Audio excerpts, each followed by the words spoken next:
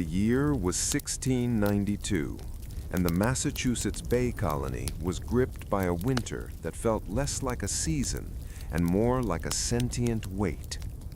In the small, isolated settlement of Salem Village, the air was a brittle, crystalline substance that seemed to crack whenever the wind moved through the skeletal branches of the ancient oaks. This was the Iron Winter, a time of profound stillness, where the world was reduced to shades of charcoal gray, deep indigo, and the blinding monochromatic white of the fallen snow.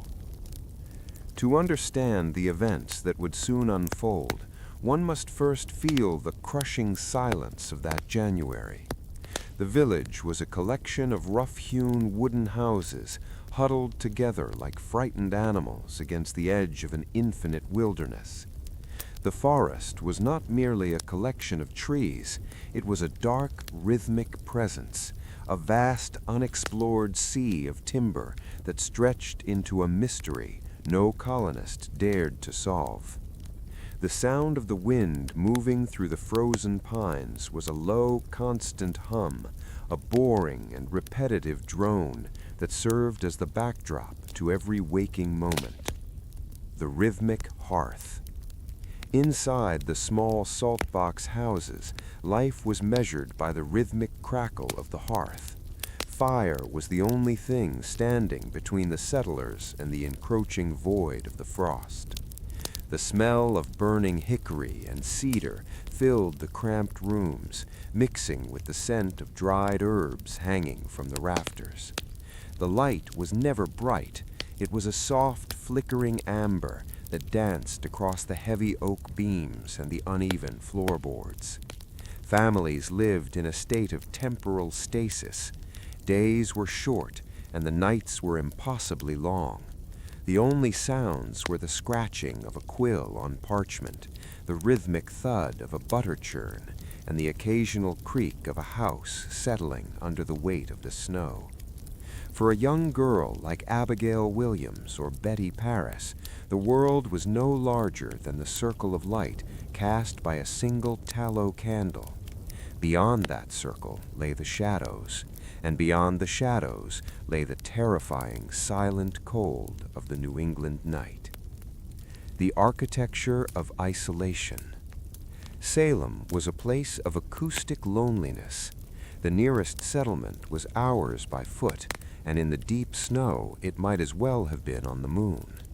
The isolation was physical, but it was also spiritual. The Puritans who lived here believed that the wilderness was the devil's territory, a place where the laws of God were thin and the air was thick with unseen spirits.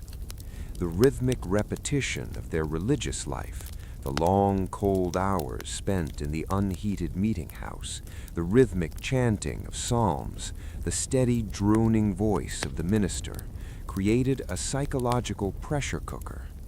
There was no color here, no music, no theater. There was only the word of God and the terrifying white noise of the wind. The frost had a way of seeping into the mind, numbing the senses until the boundary between reality and nightmare began to blur like the edges of a frosted window pane. The silver mist and the frozen sea. Down at the nearby Salem harbor, the water was a sheet of black glass, broken only by the jagged white flows of ice that ground against the wooden piers with a slow, groaning sound. This was a rhythmic grinding, a sound that echoed through the salt marshes and into the village. The sea was no longer an escape, it was a frozen barrier. As the sun set at 4 o'clock in the afternoon, a silver mist would often roll in from the Atlantic. It was a thick, damp fog that erased the horizon and turned the village into a ghost town. Houses disappeared. Neighbors became strangers. The world became a series of isolated lanterns flickering in a void. In this atmosphere of profound sensory deprivation, the mind began to play tricks. A branch scratching against a shutter became a spectral finger. The howl of a wolf in the distance became the cry of a tormented soul. The winter of 1692 was not just a time of cold weather, it was a time of spiritual hibernation. The village was waiting for something, anything, to break the monotony of the frost. They were prepared for hardship, but they were not prepared for the internal fire that was about to ignite in the dark corners of the minister's house. As the iron winter deepened, the Symphony of Mist began its first movement, a slow, quiet, and terrifying prelude to the darkness that would soon consume the town. In the heart of the winter of 1692, the most significant events did not take place in the public squares or the crowded meeting houses, but in the cramped, soot-stained kitchen of the Reverend Samuel Parris. Here, the air was perpetually thick with the smell of boiling pottage, damp wool, and the slow, heavy scent of wood smoke. It was a world of shadows, where the light of a single flickering candle was the only defense against the vast, encroaching darkness of the New England night. At the center of this small, amber-lit universe sat Tituba. She was an enslaved woman brought from Barbados, a figure of quiet mystery in a village defined by rigid, gray certainty. While the Reverend Parris paced upstairs, his mind consumed by church politics and the boring debts of the parish, Tituba remained below, tending to the hearth. Beside her were two young girls, 9-year-old Betty Parris and her 11-year-old cousin, Abigail Williams. For these children, Tituba was not just a servant. She was a gateway to a world that the Puritan faith had tried to erase, a world of color, rhythm, and whispered secrets. The rhythm of the hearth. The nights in the parsonage were defined by a boring and repetitive quiet. The only sounds were the rhythmic clicking of knitting needles and the low, guttering hiss of the tallow candle as it burned toward its brass holder. In this silence, Tituba's voice would emerge, not as a shout, but as a low, melodic murmur that seemed to vibrate in the very floorboards of the house. She spoke of a place far from the iron frost of Massachusetts, a place of turquoise waters, humid winds, and the rhythmic beating of drums under a warm tropical moon. These stories were a sensory shock to the girls. In a society where even a colorful ribbon was seen as a vanity, Tituba's stories of yellow birds and invisible spirits were like water to a parched soul. The girls would sit perfectly still, their eyes wide and reflecting the orange glow of the embers, as Tituba's whispers wove a tapestry of forbidden wonder. As the winter deepened, the stories shifted. They became less about the sun of the Caribbean and more about the unseen world that lived within the shadows of Salem itself. Tituba taught the girls the boring but fascinating rituals of folk magic. Simple things like dropping an egg white into a glass of water to see the shape of one's future husband. The rhythmic swirling of the egg white in the glass became a hypnotic focus for the girls, a way to peer through the veil of their restricted lives. The architecture of a secret.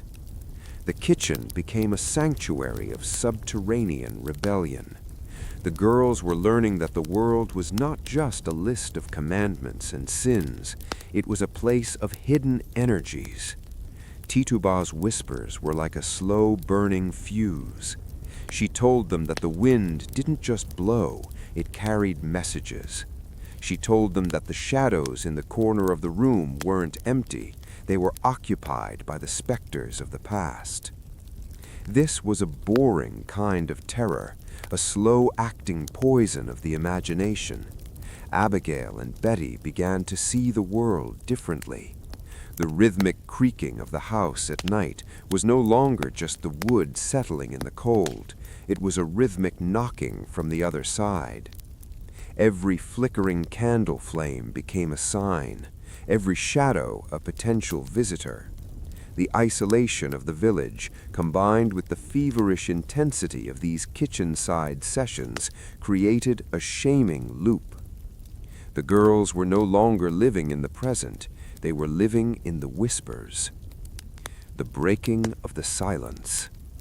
The atmosphere in the house grew heavy, like the air before a summer thunderstorm.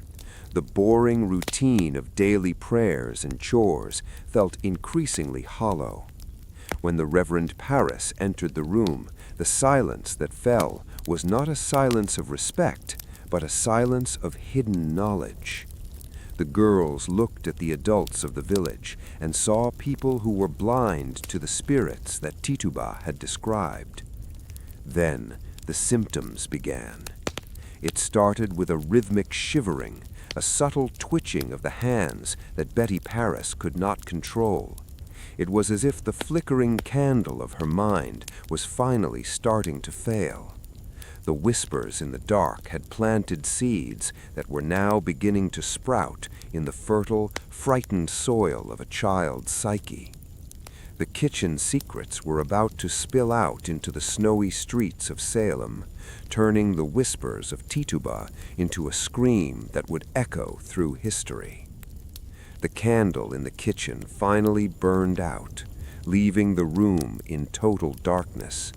But the fire Tituba inadvertently lit in the minds of the children was just beginning to roar. The iron winter was no longer just outside the walls. It had found its way into the village. As the calendar turned toward the gray, biting days of February 1692, the iron winter of Salem Village deepened its grip. Inside the small wooden houses, the air remained stagnant, filled with the boring and repetitive scent of wood ash and salted meat. But a change was occurring, a shift in the atmospheric pressure of the soul.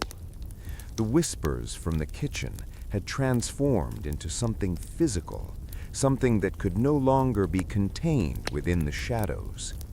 It began as a rhythmic shivering, a subtle disturbance in the quiet life of Betty Paris and Abigail Williams. The girls were no longer themselves. They were becoming vessels for the unseen affliction. It started with long periods of catatonic stillness, where Betty would sit by the window for hours, her eyes fixed on the white void of the snow, her breathing so slow it was nearly imperceptible. Then, without warning, the stillness would break into a violent rhythmic twitching. Their limbs would contort into shapes that seemed to defy the skeletal structure of the human body. They crawled under furniture, made strange guttural sounds, and pointed at empty corners with fingers that trembled with a terrifying frequency. The anatomy of the shiver. For the adults of Salem, watching this was a boring and agonizing ordeal. There were no quick answers, only the slow passage of time marked by the girls' cries. Reverend Paris watched his daughter Betty as she lay on the floor, her body arching like a bow. The sound of her heels drumming against the heavy oak floorboards, a rhythmic thump, thump, thump, became the new heartbeat of the house. It was a sound that replaced the ticking of the clock, a sound that signaled the breakdown of the natural order. When the local physician, Dr. Griggs, was called to the parsonage, he brought with him the heavy scent of dried herbs and the clinical coldness of the era. He sat by the bed in the flickering candlelight, watching the girls with a boring and methodical intensity. He checked their pulses, fast and erratic. He looked into their eyes, which were rolled back, showing only the whites. He found no fever, no rash, no physical toxin. In the 17th century, when science failed to explain the rhythmic contortions of the body, There was only one remaining diagnosis. Dr. Griggs stood up slowly, the floorboards creaking under his weight. He looked at the Reverend Paris and spoke the words that would change the history of the New World. "The evil hand is upon them." With those words, the affliction was no longer a medical mystery. It was a spiritual invasion. The shivering was not a disease of the blood, but a symphony of the specter. The rhythmic contagion. The news of the unseen affliction spread through the village like a slow-moving fog.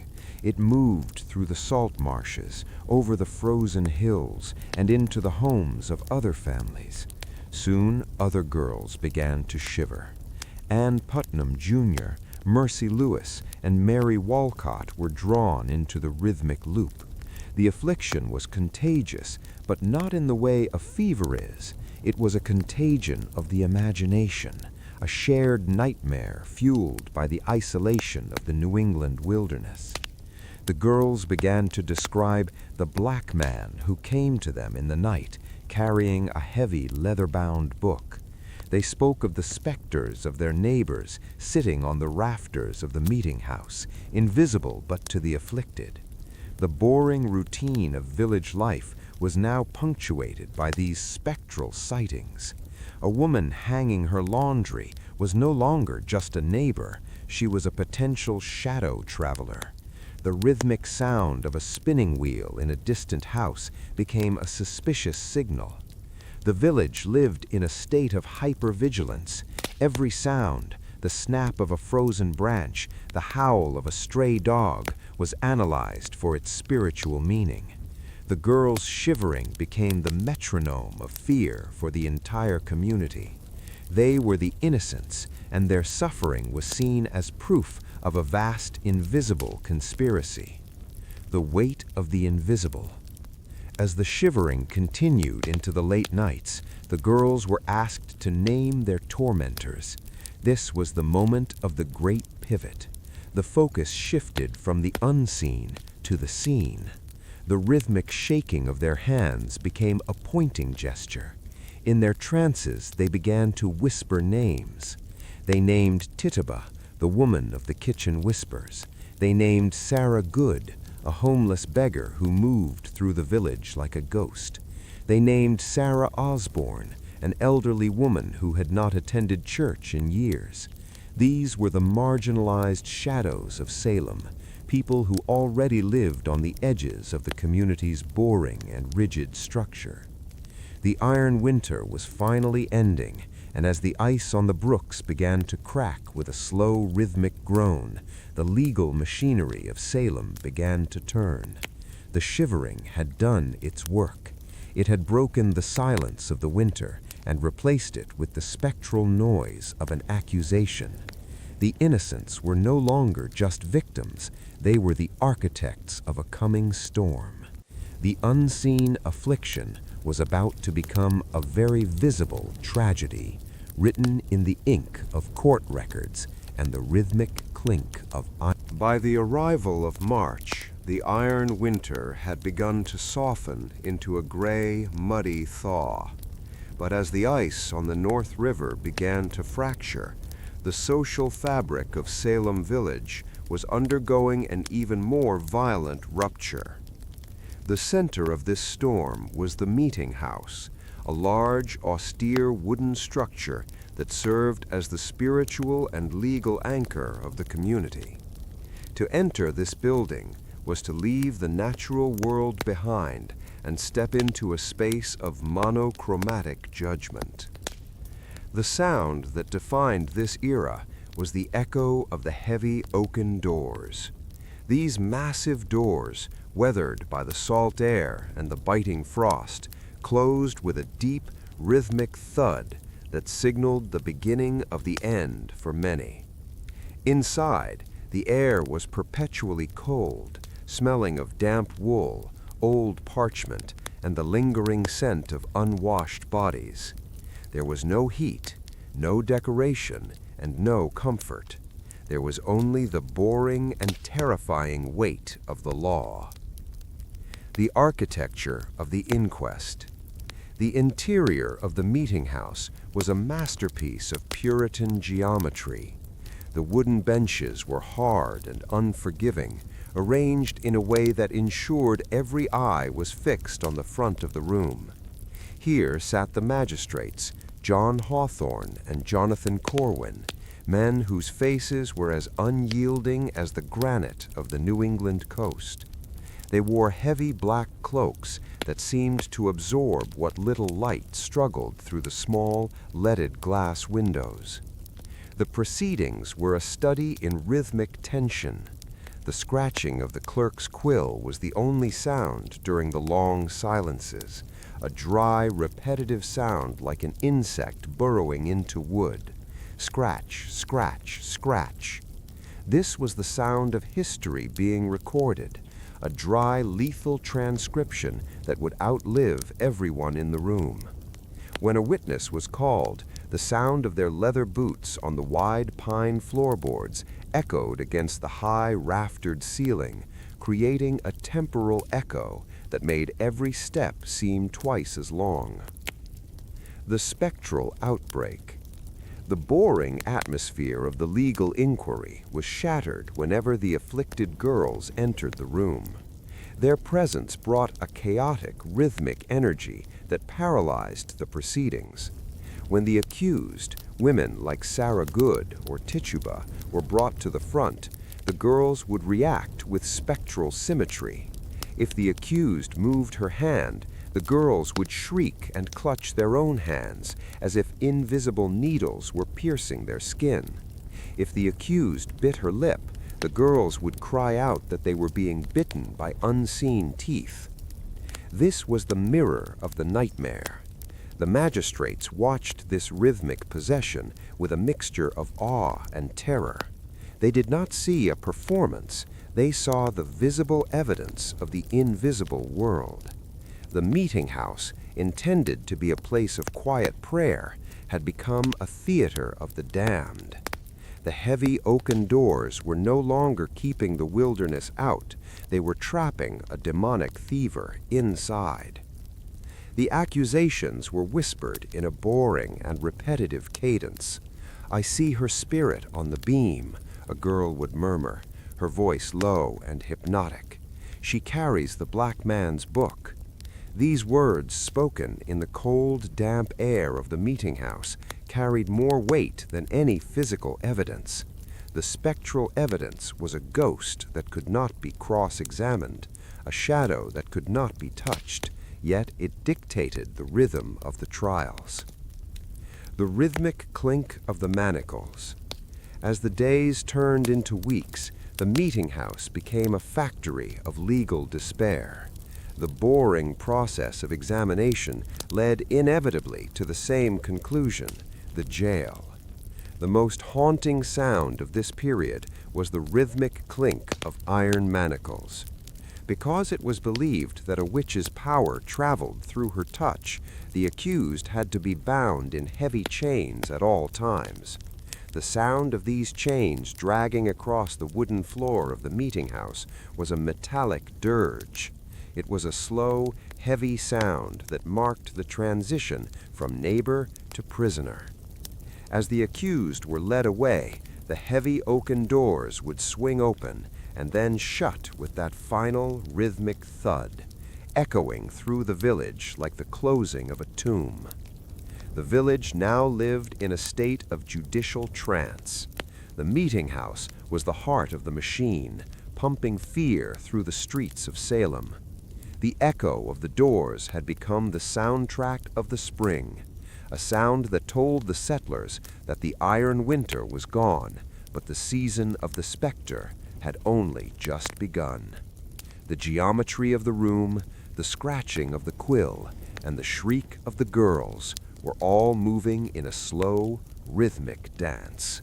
As the spring of 1692 deepened into a damp and claustrophobic April, the legal logic of Salem Village underwent a terrifying transformation. The trials were no longer governed by the boring and predictable laws of the physical world. Instead, the court embraced a concept that turned the reality of the New England landscape into a geometry of a nightmare. This was the era of spectral evidence, the belief that a witch could send her specter or a ghostly double of herself to torment victims while her physical body remained elsewhere. This concept was the ultimate boring trap. It was a rhythmic, inescapable loop of logic. If a victim saw your spirit, you were guilty, and no amount of physical evidence could prove your innocence. You could be miles away, seen by 10 witnesses at your own hearth, but if a child in the meeting house shrieked that your ghost was pinching her, the law believed the ghost. The world of Salem was now split in two: the heavy, wooden reality of the village and the flickering, transparent reality of the nightmare. The architecture of the shadow. Spectral evidence changed the way people looked at their own homes. The familiar, boring architecture of the saltbox houses became a landscape of fear. A ceiling beam was no longer just a support for the roof. It was a place where a specter might sit, invisible to all but the afflicted. A darkened corner was no longer just a lack of light. It was a doorway for the black man. The rhythmic paranoia of the village reached a fever pitch. Neighbors began to watch each other through the cracks in their shutters, looking for the spectral glide, the way a ghost was said to move without disturbing the dust on the floor. The sound of the wind through the eaves was no longer a natural phenomenon. It was the boring and repetitive whispering of the damned. The geometry of the nightmare was everywhere, in the way the shadows fell across the road, in the flight of a crow over a cornfield, and in the sudden, unexplained chill that would hit a room in the middle of a sunny afternoon. The mirror of the accused. In the meeting house, the use of spectral evidence created a rhythmic mirroring. When a woman like Rebecca Nurse, an elderly, pious grandmother whom everyone had loved for decades, stood before the magistrates, the girls would create a spectral theater. They would claim to see a yellow bird perched on her shoulder, suckling at her finger. They would fall into synchronized trances, their bodies twisting in perfect unison as if pulled by the same invisible strings. This was the geometry of the nightmare in its purest form. The girls were creating a visual language of suffering that the magistrates could not ignore. The boring repetition of these outbursts, the same screams, the same contortions, the same accusations, built a wall of indisputable fiction. Rebecca Nurse stood in the center of this storm, her voice a low, steady, boring drone of denial. "I am innocent as the child unborn," she would whisper, her words lost in the rhythmic chaos of the courtroom. The court became obsessed with spectral markings. They looked for witches' teats or insensitive spots on the body where a needle could be inserted without causing pain. This was a boring and clinical violation of the human body, a map of sin where every mole or freckle was a sign of a contract written in blood. The infinite loop of the gallows. The most terrifying aspect of spectral evidence was that it left no room for the rhythmic peace of the soul. If you confessed, you were spared. If you maintained your innocence, you were sent to the gallows. This created a boring and lethal cycle of false confessions. People began to invent elaborate stories of forest meetings and black Sabbaths just to stop the rhythmic torture of the imprisonment. The nightmare was no longer a dream, it was a legal transcript. The spectral world had successfully colonized the physical world. The people of Salem were living in a state of permanent twilight, where the sun never quite reached the corners of the mind.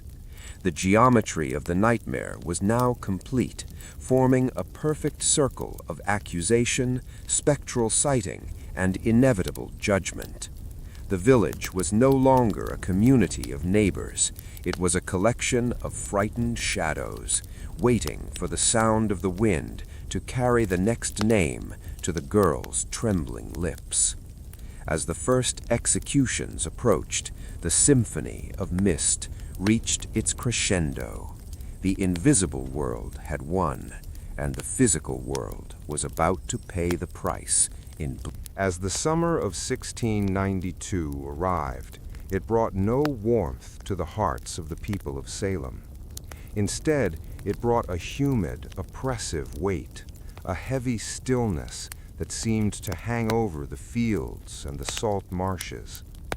The focus of the village had shifted from the meeting house to a jagged, rocky elevation on the outskirts of town, known as Proctor's Ledge, or more infamously, the Great Hill.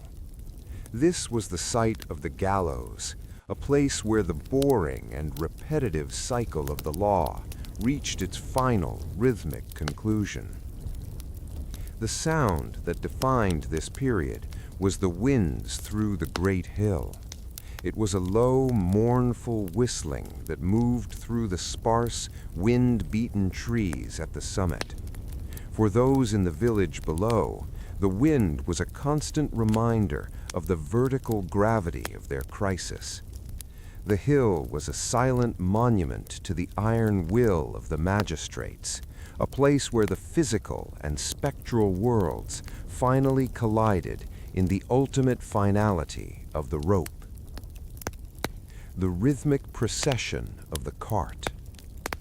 The journey from the wooden jail to the Great Hill was an agonizing procession.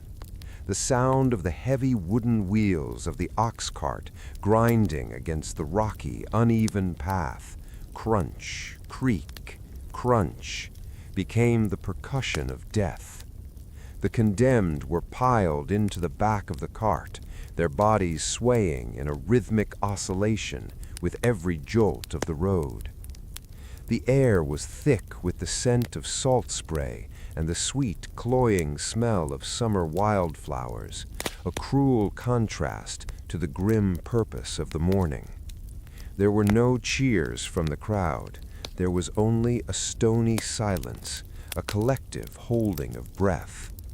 The villagers stood along the road like statues, their faces etched with a mixture of terror and a boring sense of duty. They watched as their neighbors, mothers, fathers, and friends were pulled slowly toward the sky. The architecture of the final moment. At the summit of the Great Hill stood the gallows, a simple, rough-hewn wooden frame that stood out against the bruised indigo of the New England sky. The architecture was boring in its simplicity, yet terrifying in its function. There was no complexity here, only the rhythmic sway of the hemp rope in the coastal breeze. The wind on the hill was different from the wind in the village. It carried the echo of the Atlantic, a cold, wet breath that chilled the skin even in the heat of July. As each person stood upon the ladder, they were given a final moment to speak. Some, like the elderly Rebecca Nurse, spoke with a rhythmic peace, her voice a low, steady drone of forgiveness. Others remained silent, their eyes fixed on the distant horizon, where the gray sea met the gray sky. The most haunting sound was not the voices, but the rhythmic creak of the wooden beam under the weight of the tragedy. It was a slow, repetitive groan that harmonized with the whistling wind. It was the sound of a community breaking, one soul at a time. The symphony of mist had found its most dissonant chord here on the heights of the Great Hill. The descent into the shadow. After the executions, the Great Hill did not return to its natural state. It remained a geographical scar on the landscape. The bodies were often buried in shallow, rocky crevices near the base of the hill, covered with just enough earth to hide them from view. The boring and repetitive task of the shovel hitting the stony ground was the final sound of the day. The wind continued to blow, moving through the grass and the stones, carrying the spectral scent of the event back into the village. The people of Salem began to avoid the hill. To look toward the heights was to see the shadow of the law looming over their homes. The great hill became a place of temporal distortion, where time seemed to stand still, frozen in the moment of the drop. As the sun set behind the jagged rocks, the symphony of the wind grew louder. It was a sound that told the listeners that the madness was not yet over. The gallows were still standing, and the rhythmic loop of the accusations was still turning. The hill was a silent witness to a tragedy that was being written in the very air they breathed, a boring, heavy, and eternal sigh that would haunt the American landscape for while the winds howled across the great hill. A different kind of silence was being forged beneath the streets of Salem and nearby Ipswich. This was the silence of the prison cells, subterranean voids where the iron winter never truly ended. For those accused of witchcraft, the transition from the sunlit meeting house to the lightless belly of the jail was a descent into a boring and repetitive purgatory. Here, the world was reduced to the touch of cold stone, the smell of stagnant water, and the sound that would haunt the dreams of survivors for the rest of their lives, the rhythmic clink of iron chains. The prisons of 1692 were not built for reform. They were built for temporal storage. They were damp, narrow spaces where the air was a thick, foul substance that tasted of salt rot and despair. There was no rhythm to the day, as the sun rarely reached these depths. Time was instead measured by the slow, boring drip of condensation from the ceiling. Plink, plink, plink, a liquid metronome that marked the seconds of an infinite imprisonment. The architecture of the bound. In the 17th century, the legal theory of spectral motion dictated the architecture of the cell. It was believed that a witch's spirit could only leave her body if her physical form was free to move. To prevent the specters from escaping to torment the girls in the meeting house, the prisoners were bound in heavy manacles. These were not simple handcuffs, but massive, hand-forged iron rings that encircled the wrists, ankles, and sometimes the neck. The rhythmic clink was the only constant companion for the prisoners. Every time a woman like Sarah Good or the elderly Martha Corey moved to adjust her position on the straw, the chains would groan and rattle against the stone floor.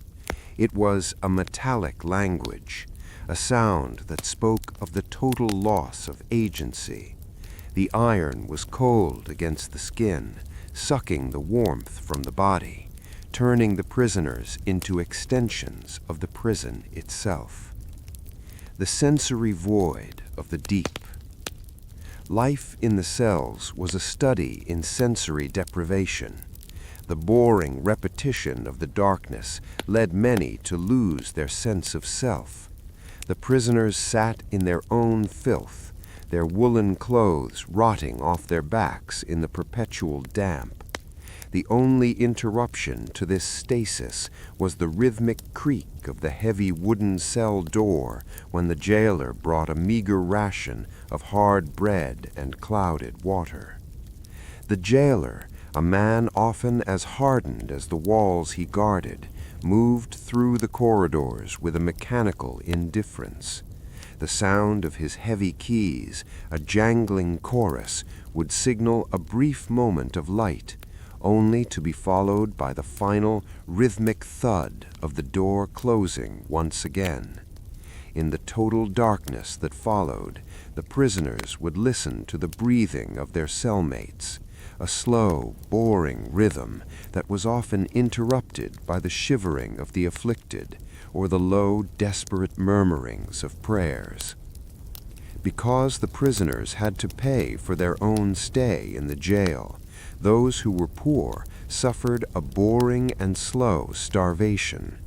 They watched as the rats moved through the straw with a skittering rhythm, the only creatures that seemed to thrive in the geometry of the nightmare. The prison was a place where the human spirit was meant to be broken by the rhythmic weight of the silence. The echo of the chains. The rhythmic clink of the chains served a psychological purpose for the village above. It was a sound of security through suffering. As long as the chains rattled, the villagers felt the evil hand was being restrained. But for the families of the accused, who would come to the small barred windows to whisper messages to their loved ones, the sound was a metallic dirge. One of the most tragic stories from these cells was that of Giles Corey, an 80-year-old man who refused to enter a plea. He was subjected to peine forte et dure, the boring and rhythmic stacking of heavy stones on his chest to force a confession. The only sound he made was the rhythmic gasp for air until his final famous whisper, "More weight." The prison cells were the internal Great Hill.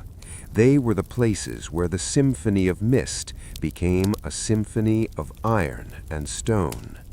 As the humid summer air pressed down on Salem, the rhythmic clinking of the chains below the earth served as a reminder that the iron winter had not vanished. It had simply moved indoors into the hearts and limbs of those the village had chosen to forget. The darkness of the cells was the true spectral evidence of a community that had lost its way in the rhythmic, echoing silence. By the late autumn of 1692, the iron winter had been replaced by a season of ash. The air in Salem was no longer filled with the sharp, electric terror of the early spring. Instead, it was thick with a boring and exhausted grief. The village had seen 19 of its neighbors swing from the great hill, and another had been pressed to death under the rhythmic weight of stones. The frenzy had reached its peak, and like a fever that has burnt through its host, the madness was beginning to cool into a profound, hollow stillness. The shift began not with a loud protest, but with a rhythmic softening of the public heart. The sound that defined this era was the governor's silence. Governor William Phipps, who had been away fighting wars in the North, returned to a colony that was eating itself alive. He sat in his darkened study in Boston, the rhythmic scratching of his quill the only sound, as he read the boring and bloody transcripts of the trials. He was a man of action, now paralyzed by the spectral logic that had overtaken his government. The architecture of the plea. The catalyst for the great reversal was not a legal argument, but a personal one. Lady Mary Phipps, the governor's own wife, was a woman known for her rhythmic grace and quiet piety. However, as the accusations began to spiral out of control, even her name was whispered by the afflicted girls in the meeting house. The nightmare had finally crossed the threshold of the highest house in the land. Lady Phipps did not scream or shiver. She made a silent plea. The image of the governor's wife standing in the shadows of the manor, Her eyes, filled with a boring and steady resolve, became the symbol of the turning tide. She represented the thousands of silent wives across the colony who had watched their husbands and sisters disappear into the rhythmic clink of the prison chains. Her plea was a rhythmic counterpressure to the madness, a call for the return of the physical world over the spectral one. The rhythmic thaw of logic.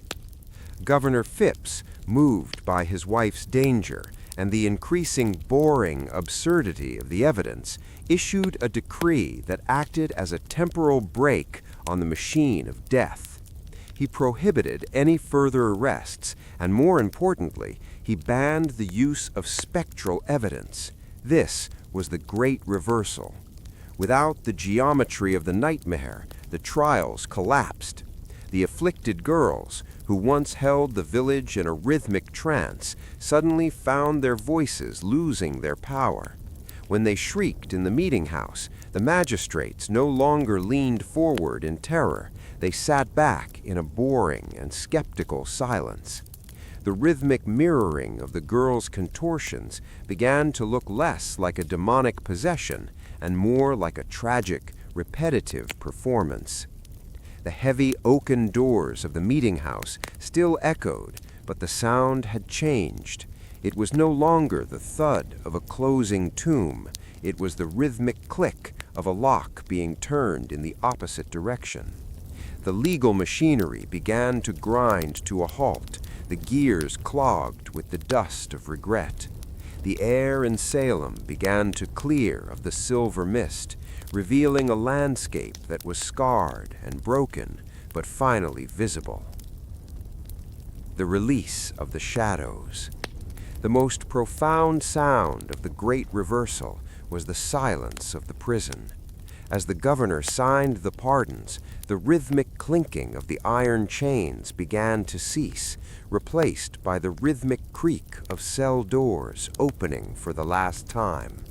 The survivors emerged from the dark, damp cells like ghosts returning from the underworld. They moved through the streets of Salem with a boring and slow gait, their skin the color of parchment, their eyes unaccustomed to the autumn sun. There were no celebrations. The return of the prisoners was a muted procession. Families reunited in a rhythmic embrace that was heavy with the knowledge of those who would never return. The symphony of mist was fading, but in its place was a symphony of grief.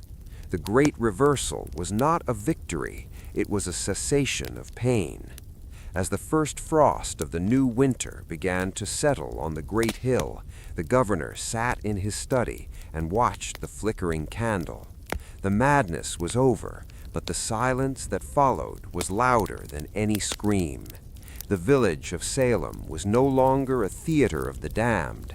It was a community of survivors, beginning the boring and lifelong task of living with the shadows they had created. The iron winter was returning, but this time the settlers knew that the most dangerous ghosts were not in the forest, but in the rhythmic, echoing chambers of their own. The year 1692 faded into 1693, and the iron winter eventually gave way to a series of seasons that felt thin and hollow. The frantic energy of the trials had evaporated, leaving behind a boring and heavy residue of shame.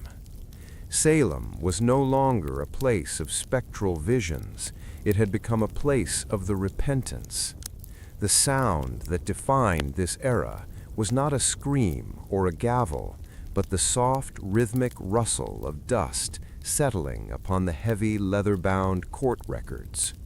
These documents, once the blueprints for execution, were now becoming relics of a nightmare that no one quite knew how to explain. Repentance in a Puritan society was not a quick apology. It was a rhythmic and lifelong burden. It was a slow process of looking into the mirror of the past and seeing a stranger staring back. The village lived in a state of collective aphasia. people passed each other on the muddy paths, the accusers and the families of the executed, and exchanged nothing but a boring and leaden silence. The rhythmic clop-clop of horse hooves and the chop-chop of wood axes were the only sounds that filled the air, as if the village were trying to drown out its memories with the repetitive sounds of survival. The architecture of regret. The meeting house, once the stage for the Symphony of Mist, had returned to its boring and austere purpose, but the atmosphere had changed. The air felt denser, as if the walls themselves had absorbed the echoes of the girl's shrieks.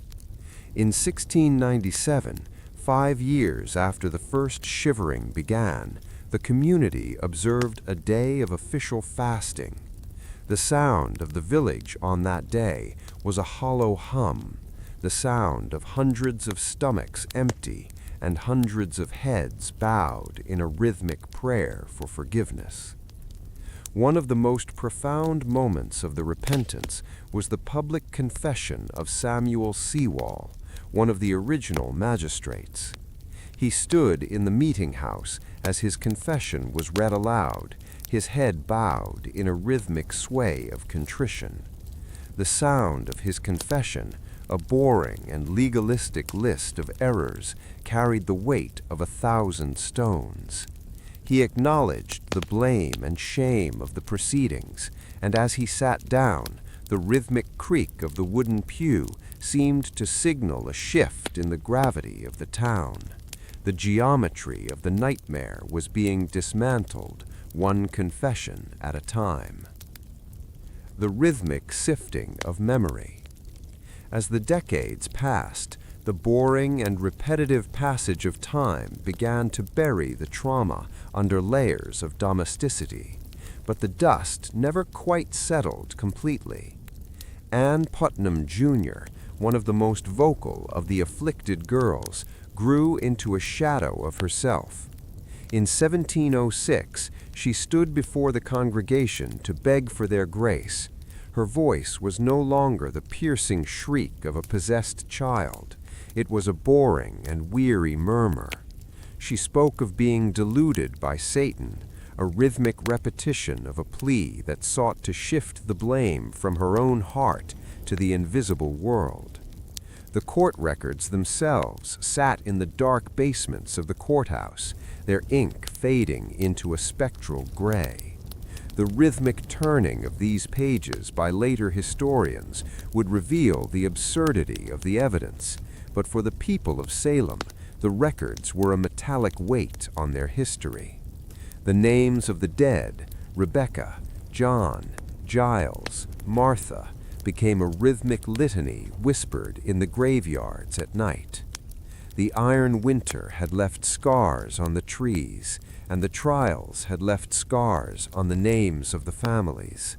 To carry a certain last name in Salem was to carry a rhythmic echo of either the gallows or the witness stand. The dust of the century. By the time the last survivors of 1692 were elderly, the village had changed its name to Danvers, as if trying to shed its spectral skin. But the land remembered. The boring and repetitive task of farming the rocky soil often turned up reminders, a rusted buckle, a shard of a ceramic jar, or an iron link from a chain. Each discovery was a rhythmic jolt to the memory. The repentance was never truly finished. It was a circular history. The dust on the court records was not an end, but a temporal veil. Beneath that dust lay the evidence of what happens when a community loses its rhythmic balance and falls into the void of the unseen. Salem had become a museum of the conscience, a place where the air was always a little bit colder and the silence a little bit deeper. The Symphony of Mist had concluded, leaving only the boring and eternal sound of the wind moving through the archives of the human. Centuries have passed since the iron winter of 1692, Yet if you stand on the streets of Salem today, as the sun begins to dip below the horizon, you will feel a familiar rhythmic chill. It is a sensation that defies the passage of time, a heavy, damp atmospheric pressure that rolls in from the Atlantic. This is the eternal fog, a thick silver veil that blankets the town, blurring the lines between the modern asphalt and the ancient, haunted soil beneath. Salem is a place that never truly sleeps because its history is not a closed book. It is a boring and repetitive haunting, a story that circles back on itself with every rising tide. The sound that defines modern Salem is the whisper of the mist. It is a low-frequency hum, a combination of the distant ocean, the rustling of ancient oak leaves, and the rhythmic footsteps of millions of visitors who come seeking a glimpse of the unseen world. For the people who live here, the symphony of mist is the background music to their lives. They know that the past is not behind them, it is beneath them, layered like the dust on the court records, vibrating in the very air they breathe. The architecture of the lingering shadow. The physical landscape of Salem has evolved, but it remains a geometry of memory. The heavy oaken doors of the past have been replaced by the glass doors of museums, yet the rhythmic thud of judgment still echoes in the mind. The boring repetition of the colonial architecture, the dark gables, the overhanging eaves, and the small secretive windows creates a temporal loop. To walk through the McIntyre district at midnight is to feel the 17th century reaching out through the fog. The great hill is now a quiet neighborhood, but the winds through the ledge still carry a specific, mournful frequency. Modern science can explain the unseen affliction as a mixture of ergot poisoning, mass hysteria, or social repression. But these explanations are boring and dry compared to the rhythmic power of the legend. Salem sleeps with one eye open because it knows that the spectral evidence of human nature, the capacity for fear, the urge to scapegoat, and the rhythmic panic of the crowd is a ghost that can never be fully exorcised. The rhythmic return of the specter. Salem has become a museum of the invisible. Every October, the town is filled with a rhythmic chaos, the sounds of commerce, tourism, and celebration.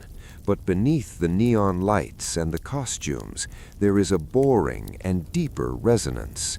The town has embraced its identity as the Witch City, but this embrace is a way of managing the ghost. By turning the tragedy into a spectacle, the community tries to break the rhythmic grip of the original nightmare. Yet the eternal fog remains. It rolls over the Howard Street Cemetery, where the earth still holds the rhythmic weight of Giles Corey's stones. It drifts through the Charter Street burying point, where the names of the judges and the judged are carved into the same cold granite. The fog acts as a temporal erasure, wiping away the modern world and leaving only the essential mystery. Why did it happen? Could it happen again? These questions are the boring and repetitive heartbeat of the town's insomnia. The symphony of the final mist. Why does Salem never truly sleep? Perhaps because it serves as the conscience of the new world. The symphony of mist is a reminder that justice is fragile and that the iron winter of the heart can return at any time. The rhythmic clink of the iron chains has been silenced, but the echo of the heavy oaken doors remains in the American psyche. We return to Salem again and again, in books, in films, and in our dreams, because we are looking for a rhythmic resolution that history cannot provide. As the candle flickers out in the window of a 300-year-old house, the eternal fog continues its slow, boring crawl across the North River. The silence of Salem is not an empty silence. It is a vibrant stillness, a space where the whispers of Tituba, the prayers of Rebecca Nurse, and the scratching of the magistrate's quills are still audible to those who listen with their souls. The story of the Salem Witch Trials is a circular history, a journey into the dark forest of the human mind, and a slow, rhythmic return to the light of understanding. But as long as the mist rolls in from the sea, and as long as the wind whistles through the great hill, Salem will remain awake, a silent sentinel watching over the geometry of our nightmares. The iron winter is over, but the season of the spirit